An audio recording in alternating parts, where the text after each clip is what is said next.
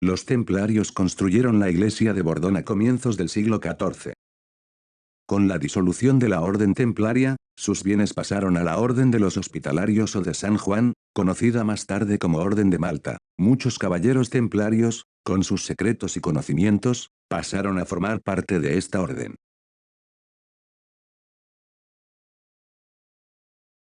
La Virgen de la Araña es la patrona de Bordón. Es una imagen gótica del siglo XV, de unos 40 centímetros de alto.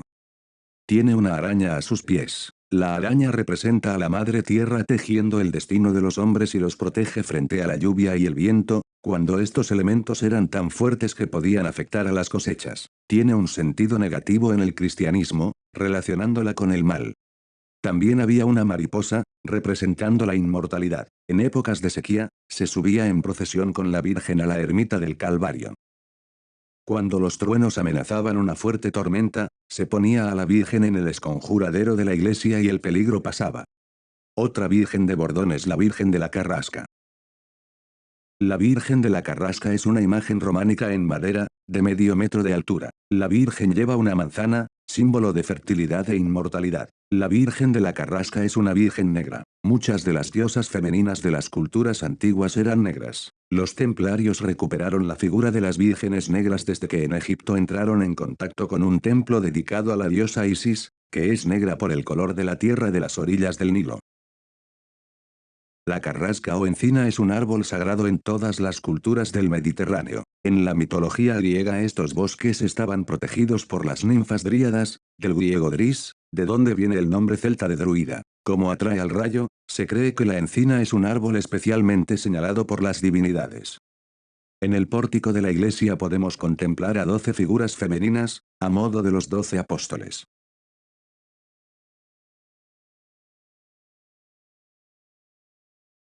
La nave está dividida en 3 tramos a partir de la puerta de entrada. Las dimensiones de la iglesia templaria original debieron seguir la proporción áurea, tanto en la nave como en el ábside. El cuadrado es la forma geométrica dominante en Bordón. Las pinturas de las paredes y techo también están enmarcadas en formas cuadrangulares. En la religión hindú, el cuadrado es el más importante de los símbolos, es el arquetipo y modelo de orden en el universo, así como la regla de proporción y medida perfecta para el hombre. Para los pitagóricos representa la perfección, pues 1 más 2 más 3 más 4 igual a 10. Una capilla presenta escenas de un evangelio apócrifo en el que aparece la Virgen con el niño entrándole por el oído, representando el momento de la anunciación.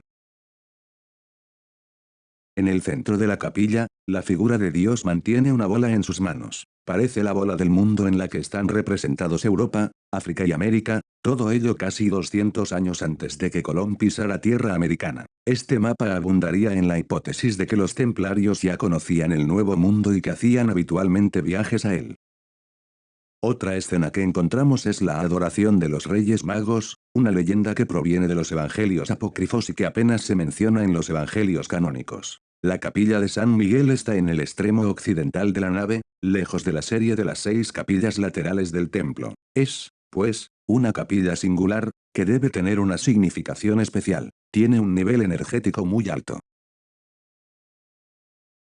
En el piso superior encontraremos la cripta. Parece un lugar secreto y tenebroso, donde apenas cabe una persona. Su único elemento decorativo es un ataúd. En esta cripta el iniciado templario pasaba su primera noche. La orden colocaba las taus en lugares que revestían una significación especial. La orientación del templo es este-oeste, es decir, hacia la salida del sol en los equinoccios. En el solsticio de verano, el 22 de junio, el sol entraría perpendicular por la ventana oriental, hoy cegada, e iría a parar debajo de la tercera arcada, en la que está pintada un ave fénix. Hacia comienzos de mayo y hacia mediados de agosto, el sol entraría perpendicular por esta ventana e iría a parar debajo de la primera arcada, que tiene un sol pintado en lo alto. Todas estas fechas corresponden a celebraciones paganas que tienen su origen en la noche de los tiempos. En la iglesia de Bordón están pintadas unas figuras geométricas que representan sonidos musicales, tal como sucede en la iglesia de origen templario de Roslin, en Escocia. Estos sonidos se conocen como tritono o nota del diablo y estuvieron prohibidos durante siglos por la Iglesia Católica porque creían que a través de ellos el diablo se hacía presente. Tocada repetidamente y en un estado de meditación adecuado, la nota del diablo produce un estado alterado de conciencia. En los tiempos más recientes, la nota del diablo es una de las características del heavy metal. Debajo de donde se ubicaba el órgano, en un lugar semioculto para llamar nuestra atención, tenemos la pintura de Santa Cecilia tocando un piano. Para el musicólogo Luis Borrego, en el teclado falta la nota si bemol y los dedos de la santa están puestos sobre el do natural. Un si bemol con respecto a un do natural como nota raíz es la nota del diablo o tritono. Sergio Solsona es el investigador de las notas del diablo y del proceso de iniciación templario de la iglesia de Bordón. Le vemos mostrando cómo se obtiene la nota del diablo.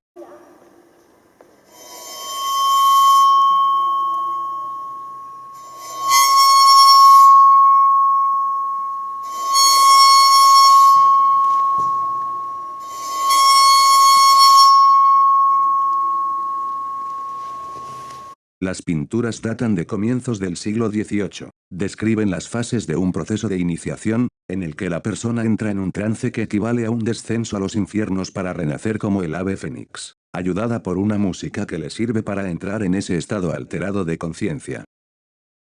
Las paredes y los techos están decorados con flores pintadas. Es la representación de la naturaleza y de la energía de la tierra, de donde se origina todo. Algunas flores crecen hacia abajo, pues es desde el interior de la tierra que surge esa fuerza telúrica. La flor de lis es un motivo que se repite, es la flor de la luz y de la vida, asociada a la madre tierra.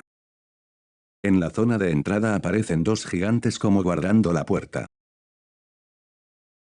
En la arcada primera está el planteamiento de la iniciación. La Virgen de la Carrasca y la Virgen de la Araña son dos formas de la Madre Tierra, la divinización de la naturaleza, el origen de la vida, la que controla las estaciones y las aguas. Es Isis, Hathor, Istar, Cibeles, Demeter, Astarte o María. Las dos torres representan a la persona, que se va a transformar gracias a un fuego devorador que liquidará su antiguo ser. La torre se ha de derribar para volver a construir. El pozo de la sabiduría está muy presente en las mitologías celta y nórdica. El pozo es un principio femenino, es la fuente y origen de la vida. Para los celtas, el pozo es un lugar mágico cuyas aguas nos curan de nuestros males tanto físicos como espirituales.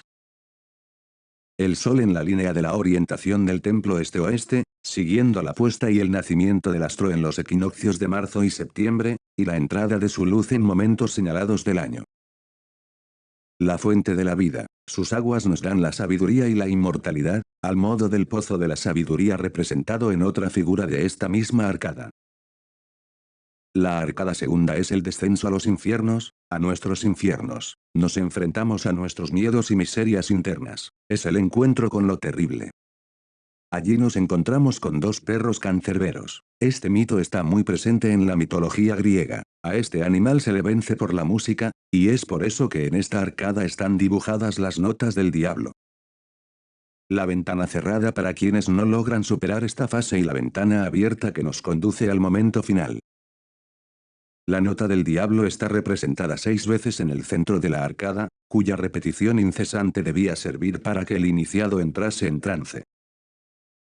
El descenso a los infiernos evoca el ciclo agrario, que está siempre en el trasfondo de todos los sistemas de creencias de la prehistoria y la antigüedad. Para que la naturaleza nos dé sus frutos primero hemos de depositar la semilla en el interior de la tierra, que muere allí para renacer como una nueva planta que nos alimenta. El ser humano viaja al inframundo para morir allí y renacer como hombre nuevo. El iniciado resurge como el ave fénix, de sus propias cenizas. Es un hombre nuevo, representa el renacimiento físico y espiritual de la persona purificada por el fuego. De nuevo el pozo de la sabiduría. Encima, una flor de 8 pétalos, la perfección. Hemos alcanzado la sabiduría. El hombre verde es una divinidad celta. De su boca salen los vegetales, como acto de creación de la naturaleza. El hombre nuevo ha renacido como hombre creador y sabio. Estas pinturas fueron posibles gracias a comendadores de la Orden de Malta como Ramón de Perellós, que mantuvieron vivas unas creencias que venían de muy lejos. El apellido Perellos pertenece a un linaje del sur de Francia, en la zona cargada de secretos de Rennes-le-Château. En el templo de Bordón, en una de sus capillas, aparece en 2 ocasiones un escudo con 3 peras. Es el escudo de los Perellos, en recuerdo de uno de los comendadores que dejaron una huella imborrable en la comarca.